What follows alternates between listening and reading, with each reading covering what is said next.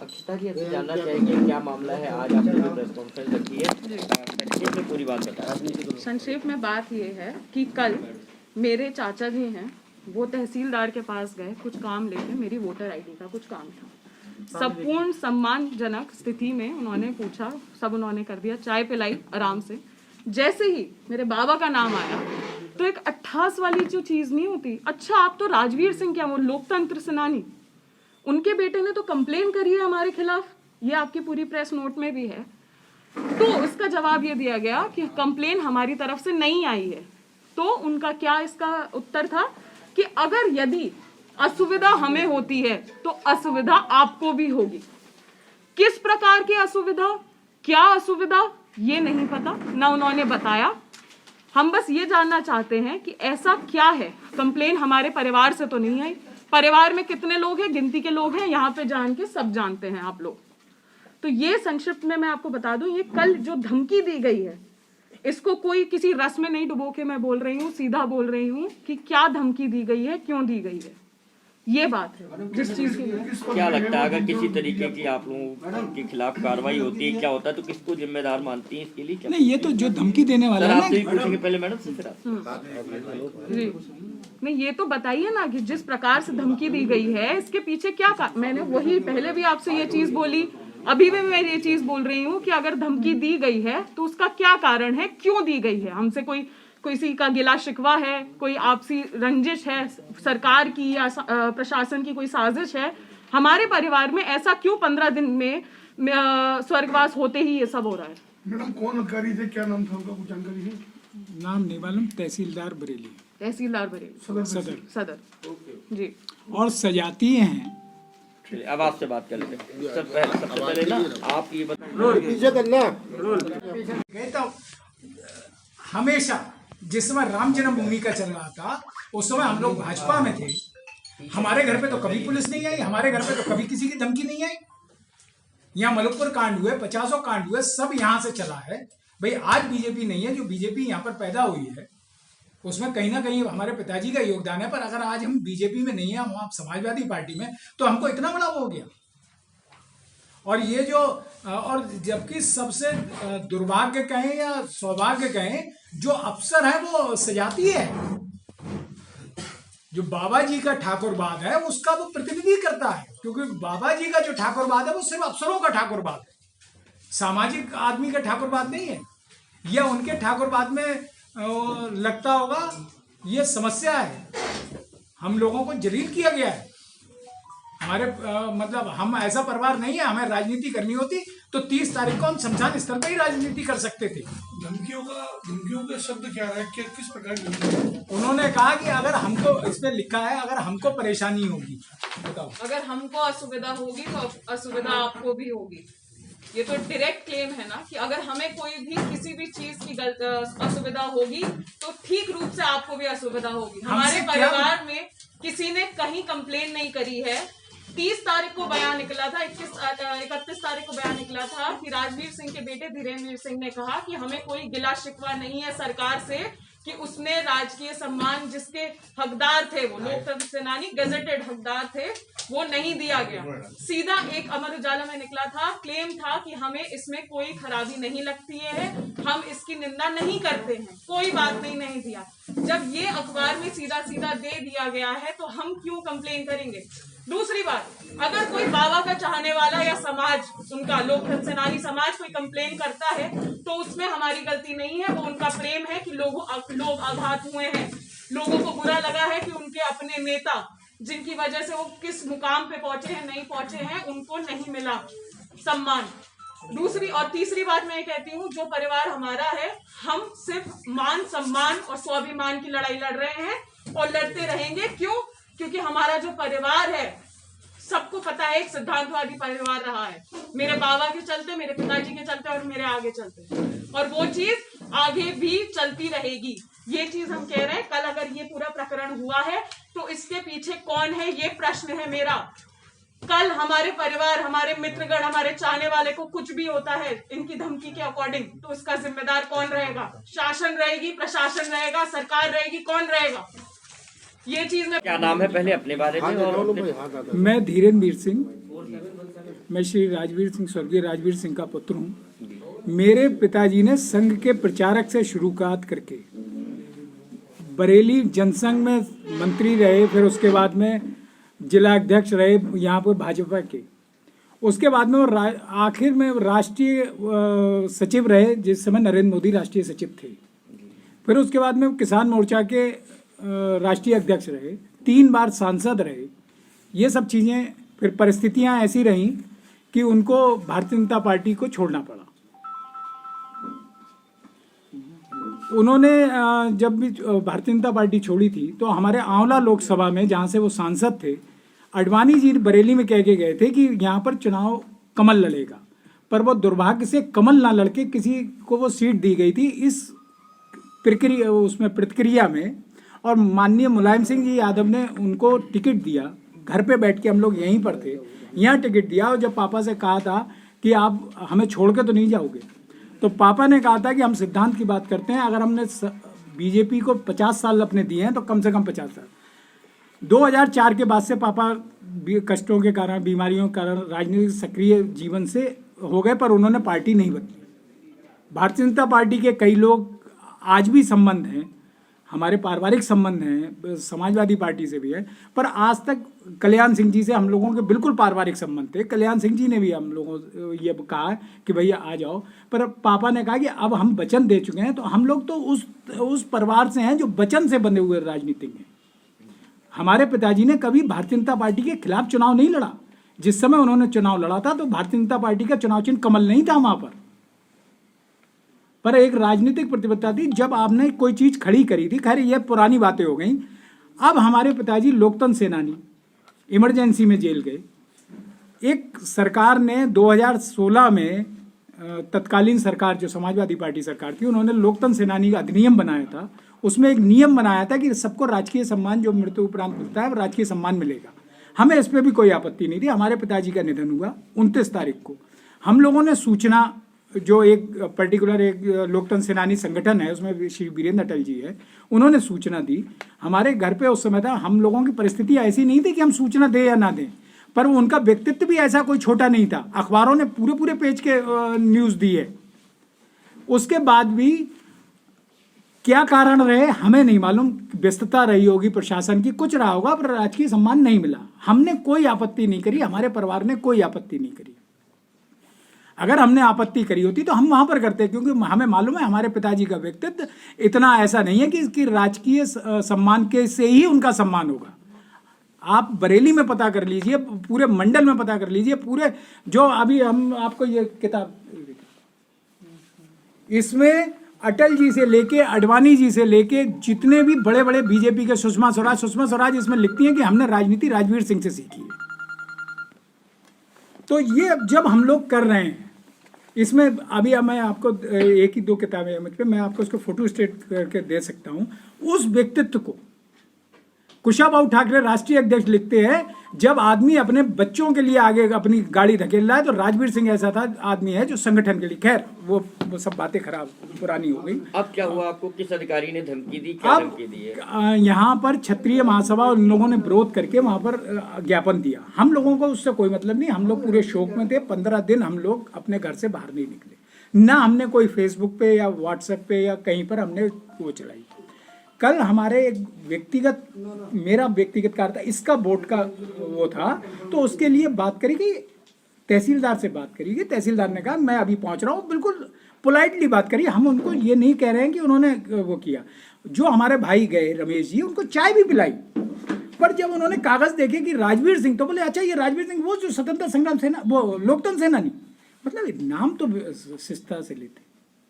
राजवीर सिंह, स्वर्गीय राजवीर सिंह ऐसा नाम है कि आप लोग या बरेली में कोई सी भी नेता से किसी भी दल के बात आप कर ले कि उनका कोई अपमान नहीं, निष्कलंक चरित्र। और वो कि आप लोगों ने ये कंप्लेंट करी, हमने कोई, वो एक उनका लड़का है उसने कंप्लेंट करी है, कोई कंप्लेंट नहीं करी। हम क्यों कंप्लेंट करेंगे? क्या हम अपने, अगर हमको राजनीति करनी होगी तो हम अपने बाप की लाश पर राजनीति करेंगे क्या? और करनी होती 30 तारीख को हम कर लेते। तो ये जो चरित्र इन लोगों का है, ये मुझे नहीं मालूम। मैं कोई कारण मैं जानना चाहूंगा। अब मैं जानना चाहूंगा कि क्या कारण था कि मेरे पिताजी को राजकीय सम्मान नहीं मिला। हर लोकतंत्र सेनानी को सम्मान मिला। बात गलत हो सकती है, पर मैं एक प्रश्न उठाता हूं।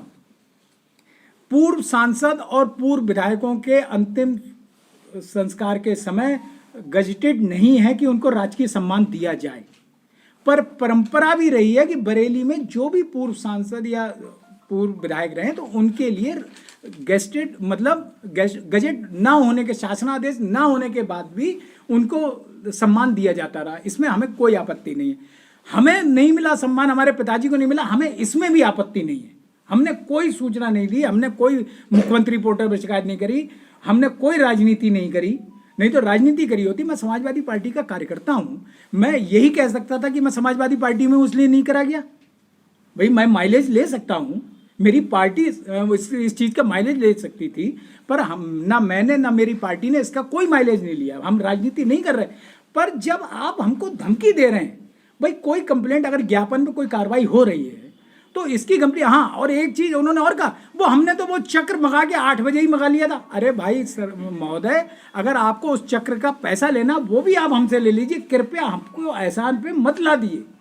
हमको एहसान नहीं चाहिए किसी सरकार का, हमको आप लोग जीने दें। आप कहोगे कि आप अगर आप इतना वो मतलब ये, और ये मैं कह सकता हूं किसी अधिकारी की हिम्मत नहीं है कि वो शासना आदेश के खिलाफ चला जाए। इसमें अब मैं आज कहता हूं, हम लोगों से कोई मतलब नहीं है। अगर शासना आदेश का उल्लंघन उन्होंने किया है, आप देख लीजिए, हम लोग आज 15 दिन हो गए, हमने कोई किसी तरीके से हम लोगों ने, हमारे परिवार ने नहीं करा। पर लोकतंत्र सेनानी संगठन, अखिल भारतीय क्षत्रिय महासभा या सनातन सेना जैसे जो सामाजिक संगठन है, उनको जो बुरा लगा, क्योंकि मेरे पिताजी का व्यक्तित्व ऐसा नहीं है कि राष्ट्रीय सम्मान से उनको कोई फायदा हो या नुकसान। हम लोग उसके मोहताज नहीं है। ये तो अच्छा हुआ, एहसान हुआ है कि उन पे कोई राजकीय सम्मान नहीं है। जबकि शासना आदेश है कि कोई भी लोकतंत्र सेनानी जो होगा उसको राजकीय, उसका अंतिम संस्कार राजकीय सम्मान से किया जाएगा। और बरेली में आज तक जितने लोकतंत्र सेनानी का निधन हुआ है उनको सबके साथ हुआ। क्या कारण था, हम इस कारण में नहीं जाना चाहते हैं। ना हमने कभी कोशिश की, ना हमने उसकी कभी कंप्लेंट की। अगर कंप्लेंट की होती तो आप लोगों को पहले पता चल जाता। इवन अखबारों में छपा था, अगर जिस दिन अंत्येष्टि हुई है उस दिन अखबारों में छपा था, तो उसमें भी मैंने कहा था, अमर उजाला में भी छपा है कि हमें कोई गिला शिकवा नहीं है, हमें कोई उसका नहीं है। ना रोका, मुझे इस बात का मुझको जवाब चाहिए। अब मुझे इस बात से नहीं है कि मेरे पिताजी को राजकीय सम्मान मिले। अगर हम लोग राजकीय सम्मान के भूखे होते तो 2004 से लेके 2022 तक हम भी मोदी जी से मिल सकते थे, हम भी अमित शाह से मिल सकते थे। राजनाथ सिंह को तो पापा ने टिकट दिया है। कल्याण सिंह जी आज नहीं रहे हैं। पापा के सबसे अच्छे दोस्त बरेली में कल्याण सिंह जी, चाहे बीजेपी में थे या राष्ट्रीय क्रांति पार्टी में थे या जन क्रांति पार्टी में थे, अगर बरेली में आए तो मेरे घर पे आए। मेरे घर पे 4थी मंजिल पे कल्याण सिंह जी को उस समय हार्ट का ऑपरेशन हुआ था, तब भी एक लिफ्ट नहीं थी उस समय, एक सीढ़ी चढ़ के ऊपर पहुंच गए थे। आप लोग तो शायद आए होंगे फोटो खींचने, जब पुराने पत्रकार लोग हैं। तो हमारे वो संबंध थे, हम लोग वो परिवार हैं कि हमने कभी राजनीति को अपना पेशा नहीं बनाया है। पर हमारे प्रशासन किसी षड्यंत्र में फंसा सकता है, साजिश में। प्रशासन पे हमें कोई बोल नहीं है, पर हम उनकी मेंटलिटी, कोई हमारे पास में हमें कोई फंसाने का डर नहीं है। इमरजेंसी हमने झेली है, हमारे पिताजी ने अपनी संघर्षों में ही काटा है, जेल भरो आंदोलन किए हैं, हम लोग जेल में रहे हैं, 6-6 महीने पापा इमरजेंसी में रहे हैं, हमारा पूरा परिवार हम भी जेल जा चुके हैं। भाई सरकार के खिलाफ प्रदर्शनों में हम भी जेल गए, पर हम इन सब बातों में राजनीति नहीं चाहते थे। तो ये धमकी किस मद में तहसीलदार स्तर के व्यक्ति ने। अब आगे क्या प्लान है आपका? हमारा कोई प्लान नहीं है। हमारा तो ये प्लान है जो हमारे साथ हो रहा है, ये हमारी वेदना जो है वो हम आपको बता रहे हैं। नहीं, किसी अधिकारी से कहीं ऊपर शिकायत नहीं, हम कोई शिकायत नहीं करेंगे। सिर्फ मीडिया के माध्यम से हम सिर्फ अपने लोगों को, आपके लोगों को अपना दर्द बता रहे हैं। जब हमारे परिवार के लोगों को धमकी दी जाती है तो और बेचारे आम आदमी का क्या करेंगे ये अफसर लोग। भाई आज की तारीख में हमारे पास भी हमारे हजारों चाहने वाले हैं, इसकी अगर आपने देखना होता तो उस दिन आप रामगंगा पे देखते, हर दल का आदमी था। मतलब ऐसा नहीं हमारे पिताजी का या मेरे पिताजी के राजनीति में आप देख लीजिए, बरेली में जितने काम हुए हैं, जितने काम हुए, रामगंगा का डैम उनकी वजह से, आंवला का डिपो उनकी वजह से, कई डिग्री कॉलेज सरकारी उनकी वजह से, बरेली में इलेक्ट्रॉनिक एक्सचेंज उनकी वजह से, रेलवे का उनकी वजह से, जो ये कई ट्रेनें, जो बम्बई की ट्रेन, ये इसका सबका मेरे पास में साक्ष्य हैं, लोकसभा के प्रश्न हैं। ये मैं हवा में नहीं बात कर रहा हूँ। जो आदमी जो विकास के लिए, जैसे नारायण दत्त तिवारी ने बरेली का विकास किया, उसके बाद राजवीर सिंह है, ये जितने बाईपास बने हैं, ये जो आपका ये जो पीलीभीत बाईपास है, आप पता कर लीजिए। आप कलराज मिश्रा से अभी मौजूद है, कलराज मिश्रा बता सकते हैं, उस समय वो PWD मिनिस्टर थे। विकास किया हम लोगों ने और निष्कलंक हैं। आज तक कोई एक भी व्यक्ति, मेरे पिताजी ने तो खड़े होकर मंच पर कहा था, तो कल्याण सिंह जी ने मुझसे कहा था, इनसे कहा करो, उन्होंने कहा था अगर मैंने किसी से 1 रुपया लिया हो, मैं जनसभा में पूछ रहा हूँ, अगर है तो मुझ पर बात करें। हम लोग तो उस धारा को लेके चले, हमें राजनीति हमारे लिए वो अक्षता जी अभी जानना चाहेंगे क्या मामला है, आज आपने जो प्रेस कॉन्फ्रेंस रखी है, संक्षेप में पूरी बात बताएं। संक्षेप में बात ये है कि कल मेरे चाचा जी हैं, वो तहसीलदार के पास गए कुछ काम लेके, मेरी वोटर आईडी का कुछ काम था। संपूर्ण सम्मानजनक स्थिति में उन्होंने पूछा, सब उन्होंने कर दिया, चाय पिलाई आराम से। जैसे ही मेरे बाबा का नाम आया तो एक 28 वाली जो चीज नहीं होती, अच्छा आप तो राजवीर सिंह, क्या वो लोकतंत्र सेनानी, उनके बेटे ने तो कंप्लेन करी है हमारे खिलाफ, ये आपकी पूरी प्रेस नोट में भी है। तो इसका जवाब ये दिया गया कि कंप्लेन हमारी तरफ से नहीं आई है। तो उनका क्या इसका उत्तर था कि अगर यदि असुविधा हमें होती है तो असुविधा आपको भी होगी। किस प्रकार की असुविधा, क्या असुविधा, ये नहीं पता, ना उन्होंने बताया। हम बस ये जानना चाहते हैं कि ऐसा क्या है। कंप्लेन हमारे परिवार से तो नहीं आई, परिवार में कितने लोग हैं, गिनती के लोग हैं, यहाँ पे जान के सब जानते हैं आप लोग। तो ये संक्षिप्त में मैं आपको बता दूं, ये कल जो धमकी दी गई है, इसको कोई किसी रस में नहीं डुबो के मैं बोल रही हूँ, सीधा बोल रही हूँ कि क्या धमकी दी गई है, क्यों दी गई है, ये बात है जिस चीज के लिए। क्या लगता है अगर किसी तरीके की आप लोगों के खिलाफ कार्रवाई होती है, क्या होता है, तो किसको जिम्मेदार मानती हैं इसके लिए? क्या नहीं, ये तो जो धमकी देने वाला है ना, आपसे भी पूछेंगे पहले मैडम से, फिर जी नहीं, ये तो बताइए ना कि जिस प्रकार से धमकी दी गई है, इसके पीछे क्या मैंने वही पहले भी आपसे ये चीज बोली, अभी भी मैं ये चीज बोल रही हूँ कि अगर धमकी दी गई है तो उसका क्या कारण है, क्यों दी गई है। हमसे कोई किसी का गिला शिकवा है, कोई आपसी रंजिश है, सरकार की या प्रशासन की कोई साजिश है, हमारे परिवार में ऐसा क्यों 15 दिन में स्वर्गवास होते ही ये सब हो रहा है। मैडम कौन अधिकारी थे, क्या नाम था उनका, कुछ जानकारी है? नाम नहीं मालूम, तहसीलदार बरेली, तहसीलदार बरेली सदर जी। और सजाती हैं। अब आपसे बात कर लेते हैं। सबसे पहले ना आप ये कहता हूँ, हमेशा जिस समय राम जन्मभूमि का चल रहा था, उस समय हम लोग भाजपा में थे, हमारे घर पे तो कभी पुलिस नहीं आई, हमारे घर पे तो कभी किसी की धमकी नहीं आई। यहाँ मलकपुर कांड हुए, 50 कांड हुए, सब यहाँ से चला है। भाई आज बीजेपी नहीं है, जो बीजेपी यहाँ पर पैदा हुई है उसमें कहीं ना कहीं हमारे पिताजी का योगदान है। पर अगर आज हम बीजेपी में नहीं है, हम आप समाजवादी पार्टी में, तो हमको इतना बड़ा वो हो गया। और ये जो, और जबकि सबसे दुर्भाग्य कहें या सौभाग्य कहें, जो अफसर है वो सजाती है, जो बाबा जी का ठाकुरवाद है उसका वो प्रतिनिधि करता है। क्योंकि बाबा जी का जो ठाकुरवाद है वो सिर्फ अफसरों का ठाकुरवाद है, सामाजिक आदमी का ठाकुरवाद नहीं है। यह उनके ठाकुरवाद में लगता होगा ये समस्या है, हम लोगों को जलील किया गया है। हमारे मतलब हम ऐसा परिवार नहीं है, हमें राजनीति करनी होती तो 30 तारीख को हम शमशान स्तर पर ही राजनीति कर सकते थे। धमकियों का शब्द क्या है, किस प्रकार की? उन्होंने कहा कि अगर हमको, इसमें लिखा है अगर हमको परेशानी होगी, बताओ, अगर हमको असुविधा होगी तो असुविधा आपको भी होगी। ये तो डायरेक्ट क्लेम है ना कि अगर हमें कोई भी किसी भी चीज की असुविधा होगी तो ठीक रूप से आपको भी असुविधा होगी। हमारे परिवार में किसी ने कहीं कंप्लेन नहीं करी है। 30 तारीख को बयान निकला था, 31 तारीख को बयान निकला था कि राजवीर सिंह के बेटे धीरेन्द्र सिंह ने कहा कि हमें कोई गिला शिकवा नहीं है सरकार से, कि उसने राजकीय सम्मान जिसके हकदार थे, वो लोकतंत्र सेनानी गजेटेड हकदार थे, वो नहीं दिया गया। सीधा एक अमर उजाला में निकला था, क्लेम था कि हमें इसमें कोई खराबी नहीं लगती है, हम इसकी निंदा नहीं करते हैं, कोई बात नहीं दिया। जब ये अखबार में सीधा सीधा दे दिया गया है तो हम क्यों कंप्लेन करेंगे?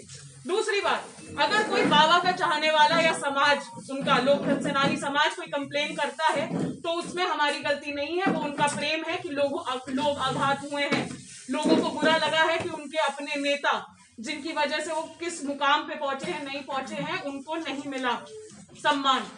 दूसरी और तीसरी बात मैं ये कहती हूँ, जो परिवार हमारा है, हम सिर्फ मान सम्मान और स्वाभिमान की लड़ाई लड़ रहे हैं और लड़ते रहेंगे। क्यों? क्योंकि हमारा जो परिवार है, सबको पता है, एक सिद्धांतवादी परिवार रहा है, मेरे बाबा के चलते, मेरे पिताजी के चलते और मेरे आगे चलते, और वो चीज आगे भी चलती रहेगी। ये चीज हम कह रहे हैं। कल अगर ये पूरा प्रकरण हुआ है तो इसके पीछे कौन है, ये प्रश्न है मेरा। कल हमारे परिवार, हमारे मित्रगण, हमारे चाहने वाले को कुछ भी होता है इनकी धमकी के अकॉर्डिंग, तो इसका जिम्मेदार कौन रहेगा? शासन रहेगी, प्रशासन रहेगा, सरकार रहेगी, कौन रहेगा? ये चीज में